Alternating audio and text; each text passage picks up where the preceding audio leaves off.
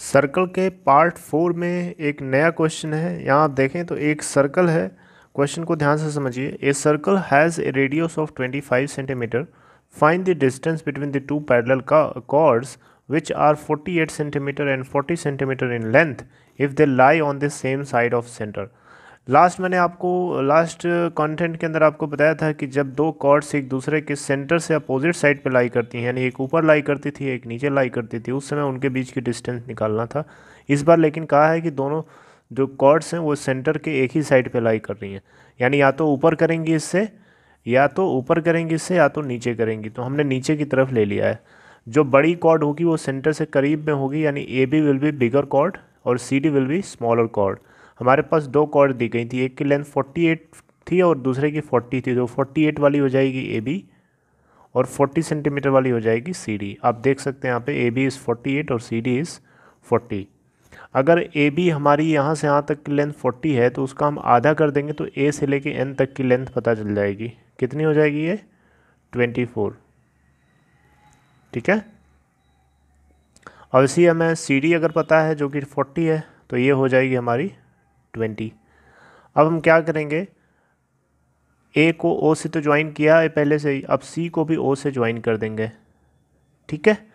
अब हम सबसे पहले क्या करेंगे, इस छोटे वाले ट्रायंगल में देखेंगे, इस वाले में, यानी O A N, in triangle O A N, उसमें ध्यान से देखो तो लिख सकते हैं O A square is equal to A N square plus O N square. O A कितना है? ओ ए रेडियस थी जो कि पता है हमें पहले से 25 सेंटीमीटर। क्वेश्चन में देख सकते हो सबसे टॉप पे लिखा है।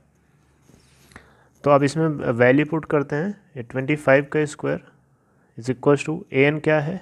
ए एन मतलब ये जो कि 24 हो जाएगी, ए बी की जस्ट हाफ, 24 का square is equal plus O N square.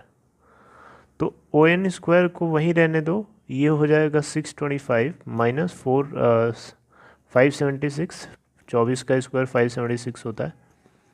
तो अगर आप माइनस करें इसे तो 49 आएगा। ओ एन स्क्वायर अगर 49 है तो ओ एन क्या आ जाएगा? 7 सेंटीमीटर। ठीक है। अब आइए बात करते हैं इस ट्रायंगल में, O C M, triangle O C M.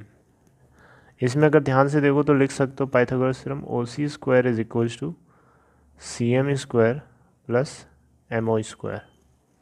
ओ सी कितना है? ओ सी रेडियस है यहाँ पे भी, तो 25 का square is equals to C M पता है, यस, 20 का square plus M O square जो कि नहीं पता आपको। ये हो जाएगा 625 is equals to 400 plus M O square. तो एम ओ स्क्वायर को अगर हम वहीं रहने दें तो ये 625 माइनस 400, अब माइनस करोगे 225 आएगा। तो यहाँ से एम ओ आ जाएगा आपका 15 सेंटीमीटर, क्योंकि ये 15 का स्क्वायर होता है। ठीक है, एम ओ आ गया। अब हमसे उनके बीच की डिस्टेंस पूछ रहा है, तो डायग्राम में ध्यान से देखो, हमसे इसके और इसके बीच की डिस्टेंस पूछ रहा है, यानी हमसे ये पूछ रहा है इतना।